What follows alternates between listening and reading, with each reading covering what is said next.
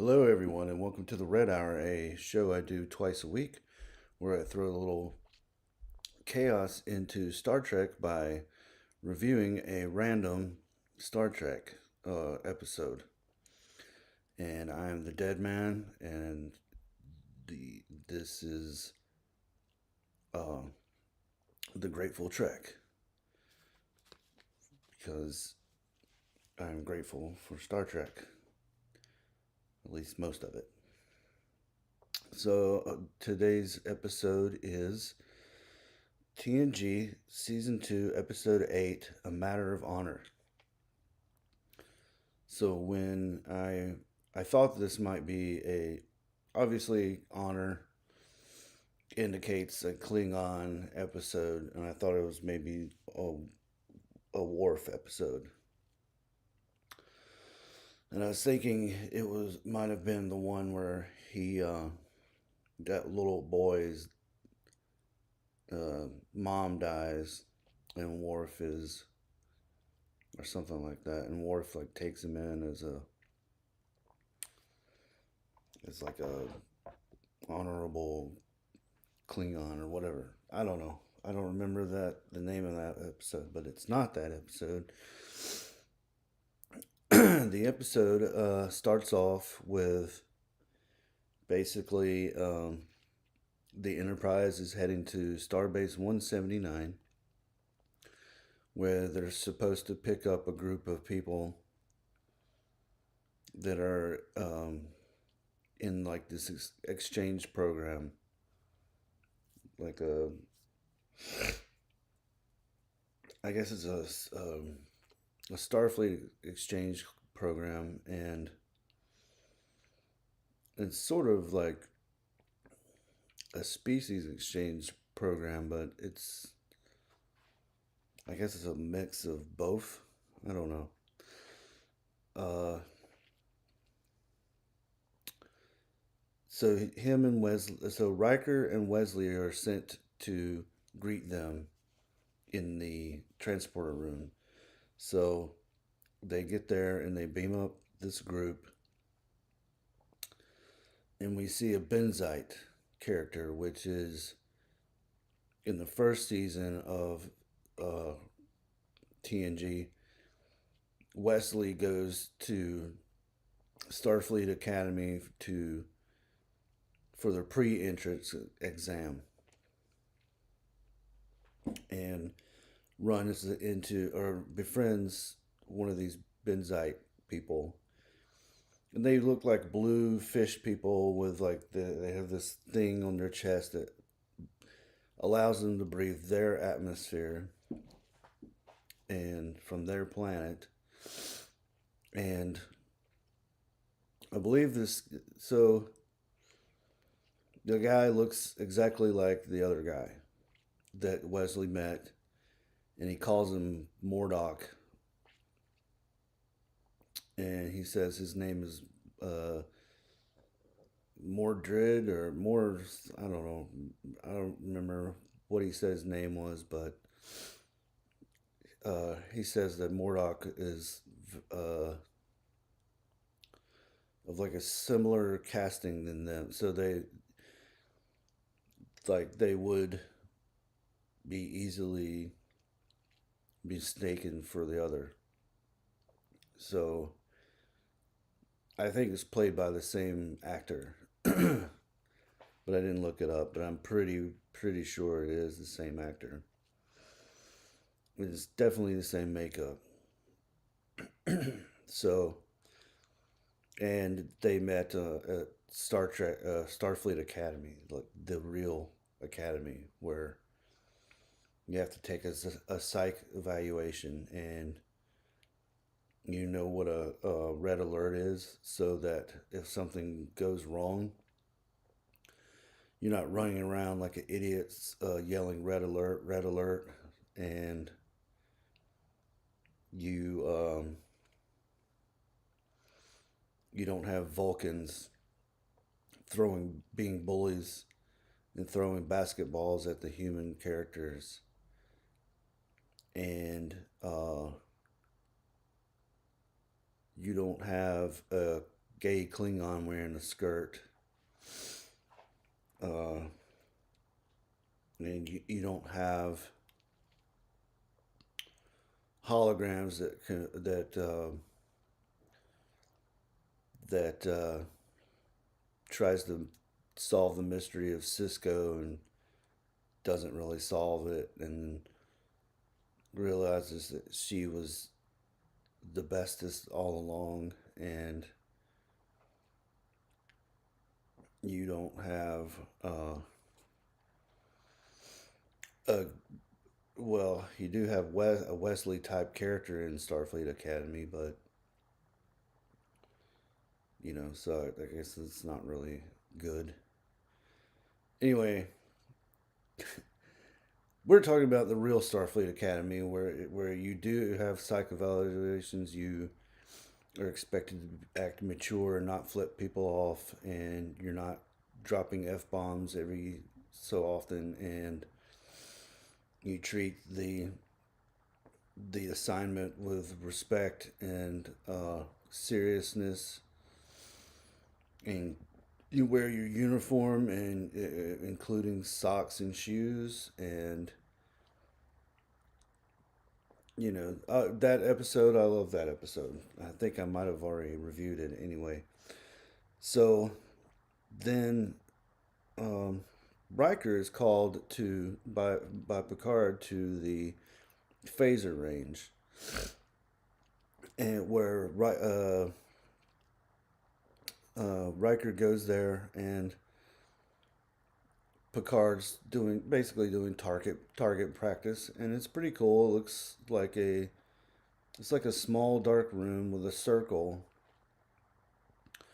and in the circle is divided by two sides. One side is yellow, one side is blue, and I don't know if that's sort of a tribute to TOS colors, or it's just a stylistic choice that they made for some reason. And so, and Gavin Blackburn's here. Hello, Gavin. And I was just talking about Wesley meeting the Benzite character, who he mistakes as the Benzite character that was in the real Starfleet Academy, where they act like mature adults and treat the uniform with respect and stuff like that. Unlike Starfleet Academy that we currently have, where a hologram can get drunk and is easily hacked by Caleb and some of the other nonsense that we've seen. So anyway, so Picard is basically talking to Riker about how there's a Klingon vessel nearby, and this is an opportunity for Starfleet to send an exchange personnel over there to the Klingon ship. It's never been done before, and Riker asks him, who he was thinking of doing it, of assigning this mission, and Picard says that he was planning on looking for volunteers. To which Riker volunteers himself.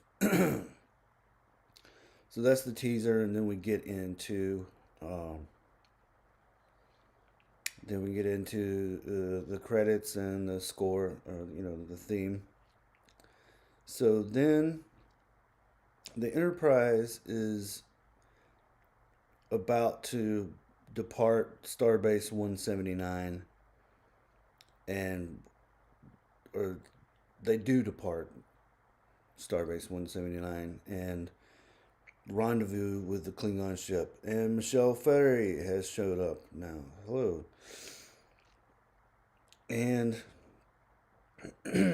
Worf is talking to Riker in the corridor about Klingon customs and how oftentimes the second officer is supposed to assassinate the captain and take over the ship when that time comes.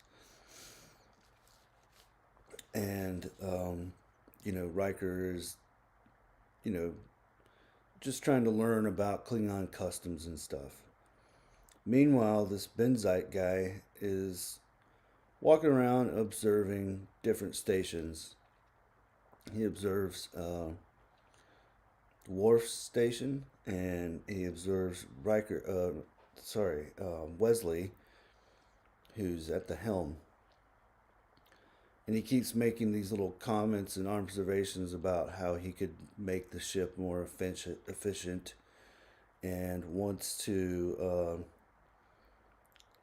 eventually talk to Captain Picard about some of his ideas. So then we see in 10 Forward, Riker has this whole layout of Klingon food that he's trying for the first time, and different dishes. And Dr. Pulowski's there, and she's just trying to talk to him about what he's doing, and he's explaining the different dishes, and he shows her ga, which is like these serpent worms. He describes them as serpent worms. And they basically look like earthworms, but or flat noodles, or whatever you want to call them, whatever you want to say. And he's eating all these different dishes, and then Picard walks in, and they talk about. Picard says, that he's familiar with the tradition of the feast before you go on this exchange, but this feast is a little elaborate, And the waiter brings on more dishes and more drinks and stuff, to which he hands Picard a drink, and Picard just kind of looks at it and passes it to the side, and he's not really interested. And so Riker's eating all this different stuff, and then he talks with Worf again, and Worf hands him this emergency transponder in case there's something goes wrong, and basically the ship has to be within 40,000 kilometers of transporter range in order to emergency beam them out, beam whoever has the transponder out.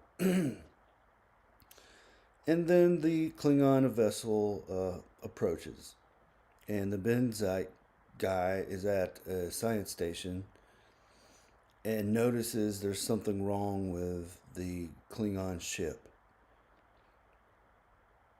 There's something that's sort of like eating at the hull.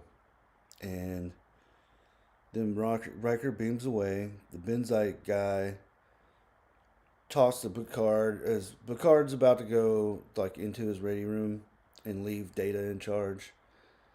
And the Benzite guy talks to Picard about his efficiency measures that he wants to try to implement.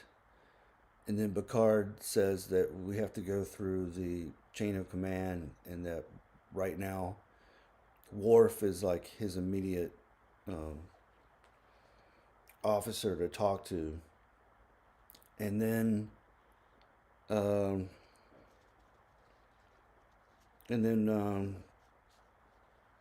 he walks away, and Worf comes up to him and says something to him to it's kind of intimidating. I don't forget what he says, but it's kind of funny too. Then back on the Klingon ship, Riker is escorted to the captain by the second in command, who's never seen a human before, and he brings him to the captain, and the captain asks Riker where his loyalties lie, and he says he's questioning his loyalties, basically saying, "Are you going to die in defending this ship if you have to?" And says for him to say an oath, and he said that he already did say an oath. And then the captain points to the guy, the second officer, Lieutenant Klang, who's played by Brian Thompson. If you know who he is, if you watch the X-Files, which I've been watching the X-Files recently since the new year on Pluto TV, because they play all seasons, so 1 through 11, and then it just loops, it repeats. And I've just been watching those in a repeat, keeping it on in the background while I'm doing stuff on my computer. And then every once in a while, there'll be an episode pop up that I'm like, okay, I'm going to put my headphones away and I'm going to actually pay attention to this episode because it's one that I remember, fondly, and one that, I haven't watched X-Files in a long time. And sort of like with Star Trek, I haven't done a complete rewatch. Well, I have with Star Trek, but I haven't done one with X-Files since the X-Files was on. And I think eventually I'm probably going to start reviewing X-Files episodes. I don't know, I don't know if I'm going to, but I'm thinking about, like once I'm done with Star Trek, what would be the next thing to do? And that would be X-Files would be an excellent thing. But we're not nowhere near that time yet.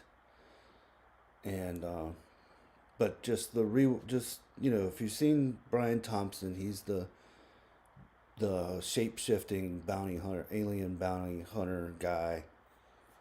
And he's in other science fiction, but that's where I've seen him the most. But he's in this episode as a Klingon, and he doesn't believe that Riker would be loyal to the Klingons. So Riker kind of stands up to him and punches him, and they get into a fight, and he punches him, basically throws him into like a screen. And that sort of resolves that problem, basically asserting his authority and saying, it's the Klingon way of solving a problem, I guess. So back on the Enterprise, a scan comes through that there is an unknown substance on the ship, and it's they identify it as a subatomic bacteria, and which doubles in size every I forget what they said, every couple hours or something like that. And that's when the Benzite guy says that he had noticed it earlier when the Klingon ship was around, but he didn't say anything because he hadn't completed his analysis. And then Data asks him why he didn't say anything, and he says that it's the Benzite way to not report anything until your analysis is complete. And Picard just nicely reminds him that that on this ship you report anything that could endanger the ship immediately, and says to the guy to continue the analysis, and that Data is to supervise this. So back on the Klingon ship, they're in the mess hall, and they're all eating Klingon food, and they start to talk to Riker about his, him eating, and he says he's not that hungry, and they give him a plate of goth, but it's like moving, and he notes this, and that's when Klang, or whatever his name is, Brian Thompson, says to him that his God is always uh, best served live, and then they sort of joke with him and make fun of him and says that maybe we could get some of the women to breastfeed him. And he starts to laugh, and then the women are looking at him kind of funny, and then he makes another little joke, and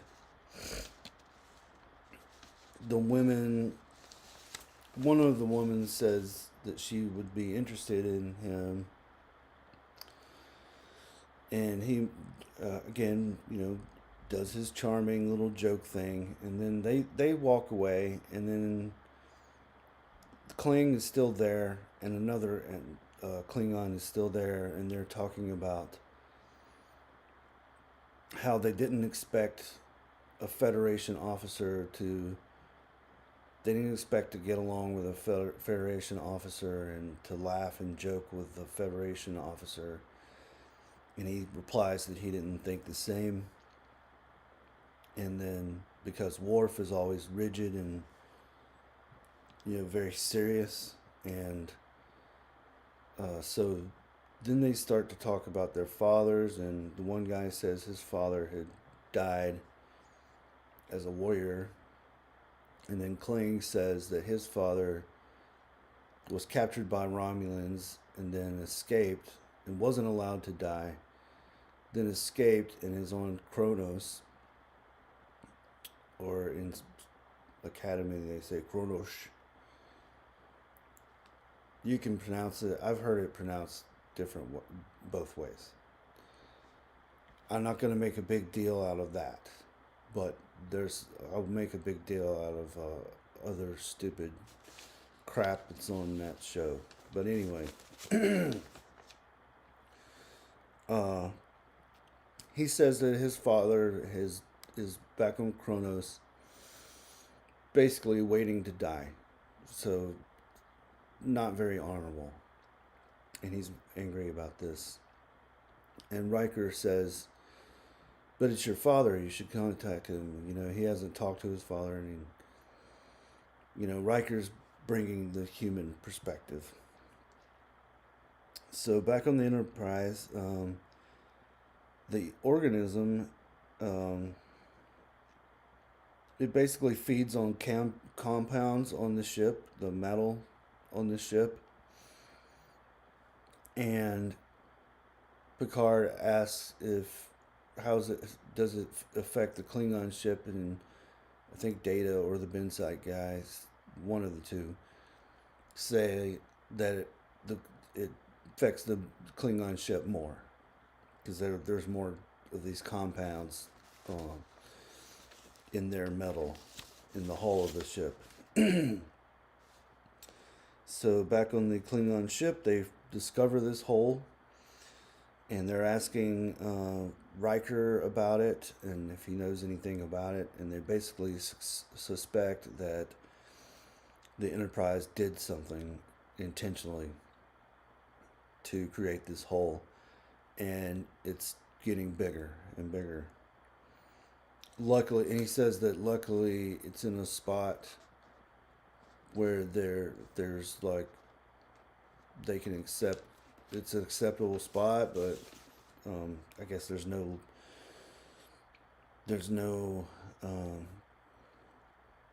chance of somebody being sucked out into space or something. I don't remember the exact phrasing that they used, but so then the captain says to engage the cloak and go and intercept the Enterprise. And also, I forgot to mention that Captain Picard had also said to intercept the Klingon ship so they can help with repairs to the ship. Then Wesley goes up and talks to the blue guy, the Benzite guy, and the Benzite guy's kind of feeling sorry for himself and feeling like he made a mistake, or that he should have reported this earlier. He could have stopped it from the beginning. And Wesley kind of comforts him and says it was a mistake. We all make mistakes. And the Benzak guy kind of is like, "Why are you talking to me?" And Wesley says that it just looked like you needed a friend. And so he's trying to calm him down and say, "Look, Picard knows that people make mistakes and it's okay. You know, you don't have to beat yourself up over it, stuff like that." Back on the Klingon ship, the organism is growing, and the number two guy, Kling, starts to talk to the captain in Klingon language about how he doesn't think that Riker knew about this and that it could be an accident, because otherwise, why would they send him on this ship? And just kind of questions a little bit, and the captain doesn't agree with this analysis, and they basically he's on attack mode. So the Enterprise approaches slowly to Impulse, where they don't see what to the location where the Klingon ship should be, but they don't see it because it's cloaked. They don't know that. Then Data points out that there's no debris, so it's likely that the Klingon ship is cloaked. And then Riker is talking to the captain and basically trying to calm him down and trying to say that they're not responsible for this, but the captain, the Klingon captain, is hell bent on attacking the Enterprise. So they're waiting. They are trying to get to a point where they can fire on the Enterprise, and then the blue guy on the Enterprise, the blue guy figures out how to remove the bacteria, and so Picard tells to send a message, a hailing message to conveying this information, and basically like they're there to help. And then they get the message, and the captain is still doesn't believe it. He thinks it's a trick.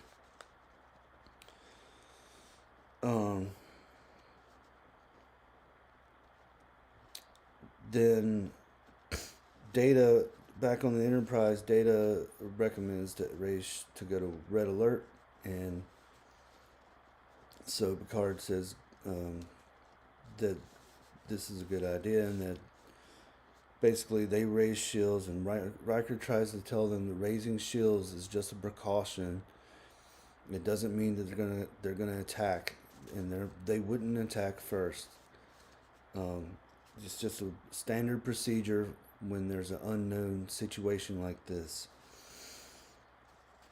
But at some point, the captain asks Riker to give him tactical information on the Enterprise, to which he says he refuses to do so because he's loyal to Starfleet as well, and the captain is telling him that he's also loyal to this ship, and Riker says that he'll die on this ship and he'll go down on this ship and he'll fight with this ship, but he's not going to betray Starfleet, to which the captain says, if you would have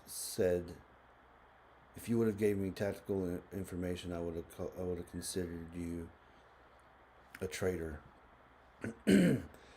And Riker recommends to close in to 40,000 kilometers, and this is Riker using that transponder. So he pulls it out of his pocket and holds it in his hand, and the captain asks if it's a weapon. He says no, and he grabs it from his hand, and then back on the Enterprise, Worf notices that gets the message that the transponder is being signaled out, and and O'Brien's in the transporter room, and he says that we're not close enough, and that the shields are up, so you can't beam while the shields are up, and which was established, I think, in Star Trek 6, but then they got around it somehow. I don't remember. Then, oh no, there was another ship. That's what it was. And then, so he basically, Picard says, "Look, you have," tells O'Brien that you have control over the shields. When they're close enough, beam Riker directly to the bridge, so he can tell us what's going on. So then they end up beaming the Klingon captain instead, because he has the transponder, and the Klingon captain is freaking out. And he's like, "What's going on here?" And he tries to pull his phaser, and Worf zaps him and stuns him. Then Riker takes over the bridge, and he looks at Kling and he says, "I'm your captain now." And of course, we know that. This is, of course, decades before that movie, but it would have been. It'd be funny if somebody could fan edit a way for him to do like this, and look at me, I am the captain now. For this episode, it'd be funny. I don't know how to do stuff like that. That's why I don't edit my video. I don't make videos like Nerdrotic or whatever, or Critical Drinker.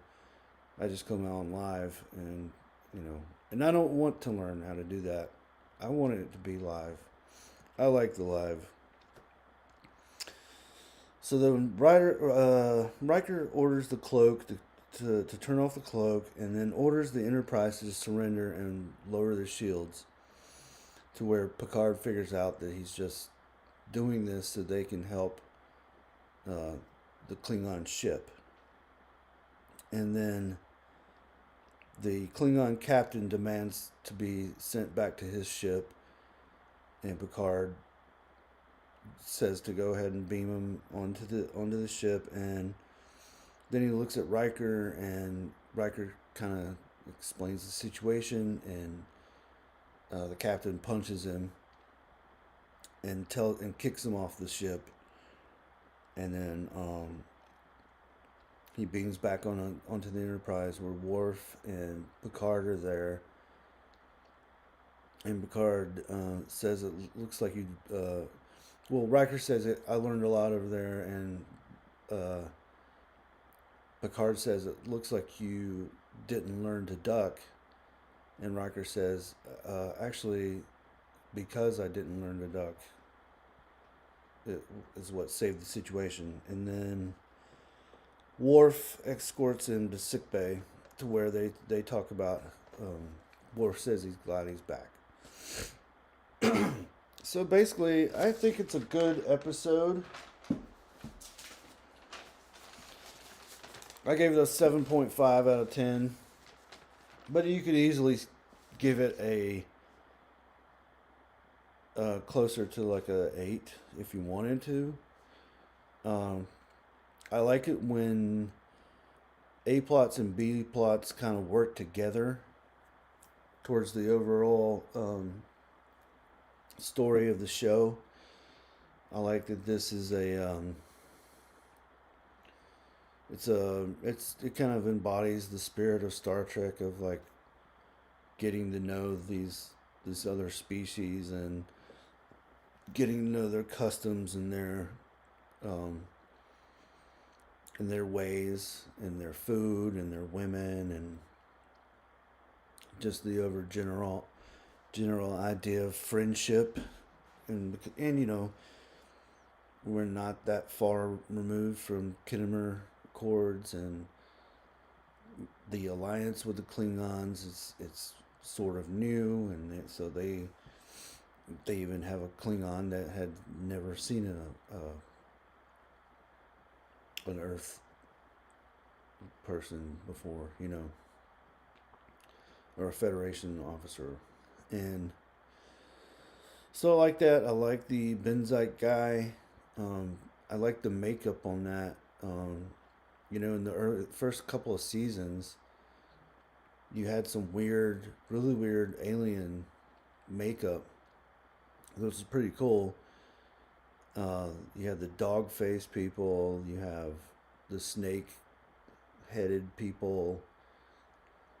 So they've highlighted, I think, in Lower Decks. They brought some of those back, which you can do in an animated series. It's the makeup. You don't have to do the makeup. You can just animate it. And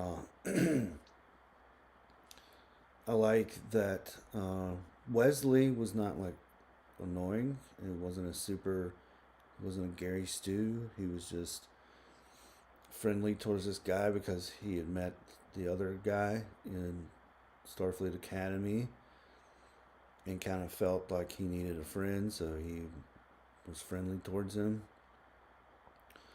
There's a couple of good moments with Worf where he's trying to be intimidating, but it's also kind of funny. And you develop a friendship between Riker and Worf, which you see throughout the series off and on. And so, a lot of people say, well, the first two seasons of The Next Generation are bad. And I agree to a certain extent, but there are some gems in there, and this is one of them. That Starfleet, the episode with Wesley going to Starfleet Academy in the first season was good. I've always liked that one, and that's what I wanted the series to be like, to where they're doing the psych test, and some of them are doing the Kobayashi Maru, and some of them are learning warp theory and the engineering part of that, and some of them are learning command structure and Federation law and Starfleet regulations, and some of them are learning medical and how to operate on Vulcans and how to Vulcan physiology and stuff like that. And then maybe you have flight simulations and flight tests, and you have like this combination of I always thought for a Starfleet Academy series it would be like From Earth to the Moon or The Right Stuff, something like that, but in space, and you're also incorporating things from Star Trek. But instead, we get like teenagers, you know, this Romulan girl that keeps flipping people off, and a Vulcan who is a bully and drinks alcohol. And somebody said to me, well, uh, the Vulcans in First Contact were drinking alcohol. And it's like they probably took one shot and that was it. Which we don't see this guy get drunk, but it's just they're doing it in a diplomatic sense in First Contact, because this is their first contact with humanity, and this is at that time having a drink with someone was sort of like a sort of diplomatic thing to do. So these people making these arguments either understand that but just want to defend the show anyway because it fits their ideological politics, my gay person is represented now, or they don't understand that, and then they're just stupid, I guess, and they don't see the difference. Like people all say, again, uh, people say, just give the show a chance to, Star Trek's first, TNG's first two seasons were bad. And I'm like, I'm watching Dunk and Egg. I'm watching Night of the Seven Kingdoms, and I'm engaged from the first episode. And when you only have 10 episodes, you need it to be killer. You need it to be good and consistent all the way through. And so, if for again, either you're stupid or you're just defending this show because it fits your political bullcrap. If somebody out there actually likes this show for what it is, so be it. But that's not the arguments that I'm hearing. But anyway, I said, and I was going to do a review of episode 5 when they talked about the Cisco, uh, because there were some things that I did want to say, but um, I can't bring myself to do it because I was going to do it Monday. I had the time, but I just couldn't be bothered to do it because it's first of all I just would be repeating what's already been said, and second of all, it's not worth my time.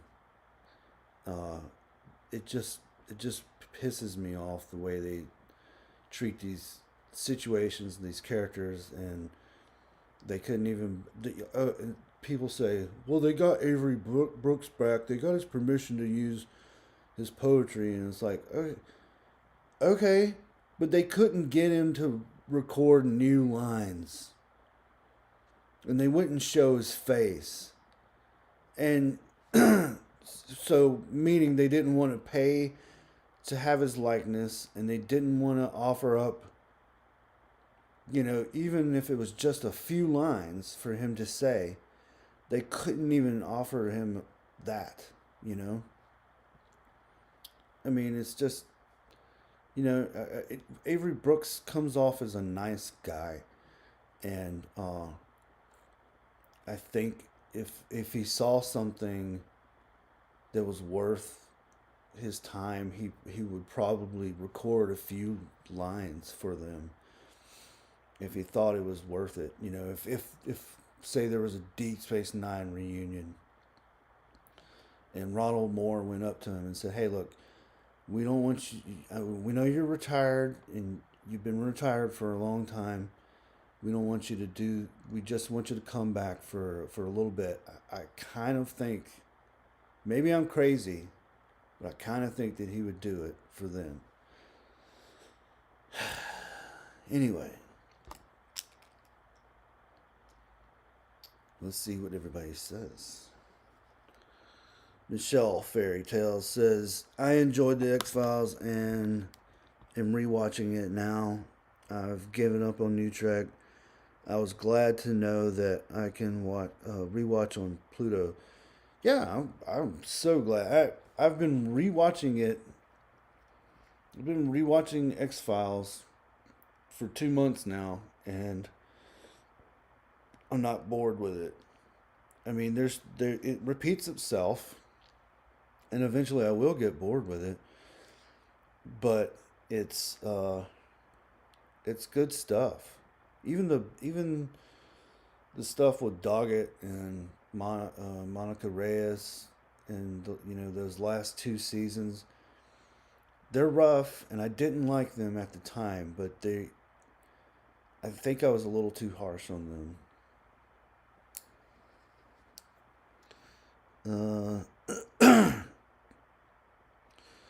Gavin Blackburn says they love using the false equivalent arguments TNG had a huge job of returning a franchise to TV with a whole new cast for the first time.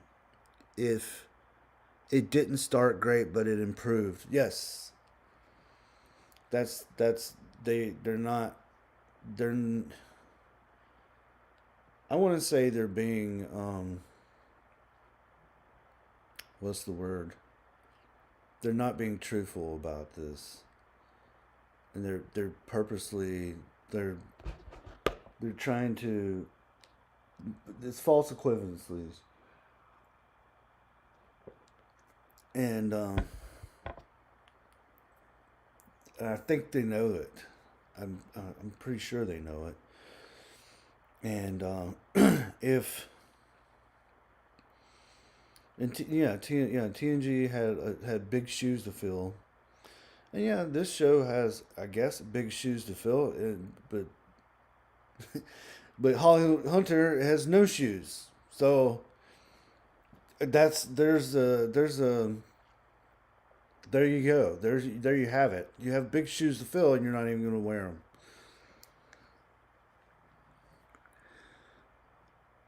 Klutzman has had a decade, and his product is getting worse. Yeah, yeah. That's the other, the other. Speaking of shoes, the other shoe to drop is that there is no improvement. They keep saying every year, with every show, we're going to go back to the old formula. We're going to do this, this, and this. And then here's another thing about that episode about with Cisco and Jake Cisco as well, is that they went. Somebody pointed this out in some other chat that I was listening to. It was Nerd Cookies on Film Prep. She said, wasn't the point of Discovery, of going in 1,000 years, is so they don't have to be tied to canon? Because they were tired of people like us complaining about their canon breaking all the time. And then, but all they ever do is every episode is that, remember this, remember that. It's just memberberry after memberberry. Oh, remember the Deep Space Nine? Remember Jake Cisco? Remember, remember the speech that Picard made in Drumhead that the Doctor couldn't even get right? Remember this, that, and the other? But so, they defeated their own purpose, and they have to know this. I don't understand what the hell is going on with these people. I really, in Michelle Fairy Tales, I really don't get how the Starfleet show has the lighting bright and dim at the same time. I don't know how they're managed that. Also, somehow it's always at sunset in the show. It's like they it's like people somehow forget. That's why I like going back to the X Files. All the camera angles and shots are just so great. Um, where you have like say Mulder's pulling up, right, and you see the angle of the car, so you see the front of a car and like the top of his head with the camera sort of pointing down. I don't know how to explain. I don't know anything about stuff like that, but I know it when I see it, and it's and the lighting. The lighting in Section 31 was horrible. The lighting in Discovery was horrible. It's like they forgot. They all went to film school and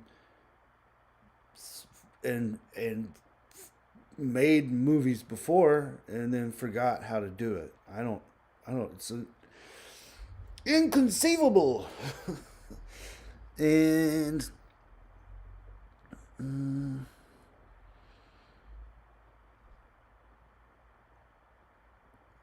Gavin Blackburn. Oh, this is a good one.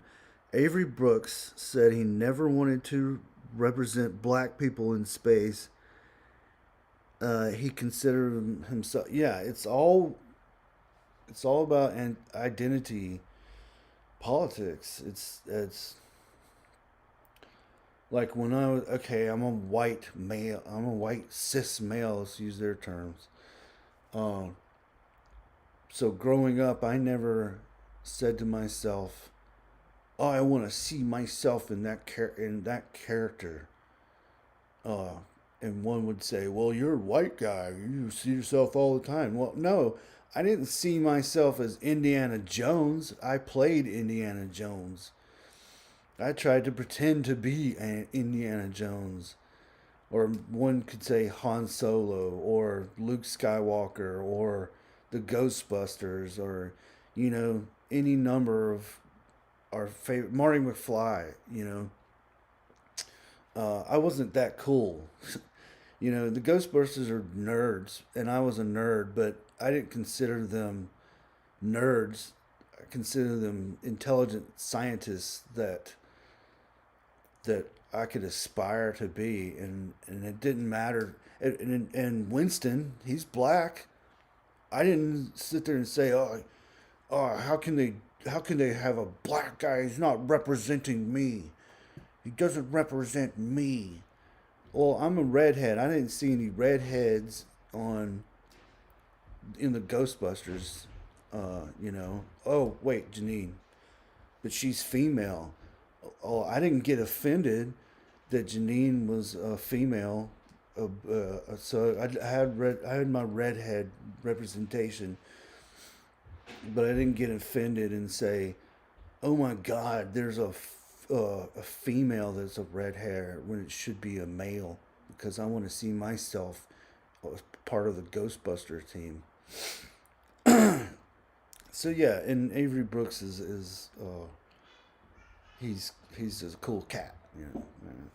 Watching that What We Left Behind documentary, I didn't realize he was like kind of out there a little bit and sort of jazzy or whatever, but just hearing some of the things that he said is just, and then looking at some of the things he said at like Comic Cons and stuff.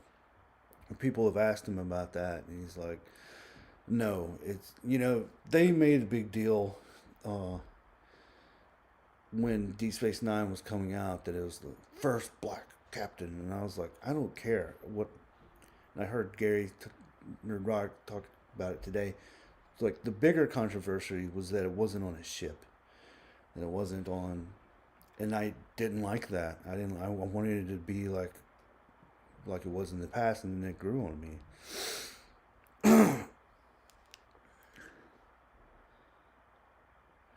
The word is disingenuous. Yes, thank you. I was looking for that word. Disingenuous. That's exactly what I was looking for. Thank you, Gavin Blackburn. Okay, let's get to the point. I've rambled on enough.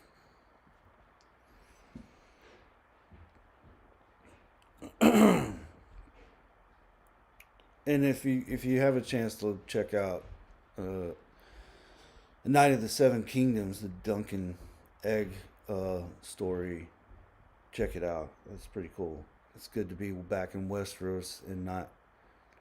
Um, I didn't catch on to Game of Thrones until later, so I'm not as angry about the ending as most people were. Um, but anyway, so still on A Matter of Honor. So let's do the randomize again.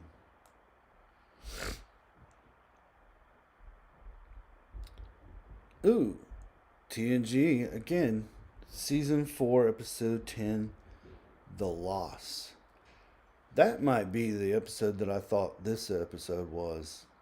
So I am back on my regular schedule for now. So I'll be back tomorrow at 8 p.m. Eastern Standard Time. Thank you, Gavin Blackburn and Michelle Fairy Tales, for stopping by. Anyone else that's out there lurking, I'm going to go over to Doomcock's channel and watch pop culture breakdown. So check that out. He probably doesn't even know I exist. And make sure to check out Admiral Teague whenever you can. That's going to be it for me. Good night, everyone. Oh, and I've noticed YouTubers have like some YouTubers like Script Doctor, for example, has a phrase that they say at the end of the stream. Um, and I came up with this. I was trying to come up with a my own Star Trek fan fiction, and it was going to be like a Ferengi episode, and it was going to introduce a new rule of acquisition. But I never got around to writing it. But then since I started doing this show, I started noticing these people with their catchphrases. And so I decided, why not use my rule of acquisition as a closure to this show. So let's see what people think about it. My rule of acquisition would be rule of acquisition number 502. Greed is good, but it's also dangerous. Proceed with caution.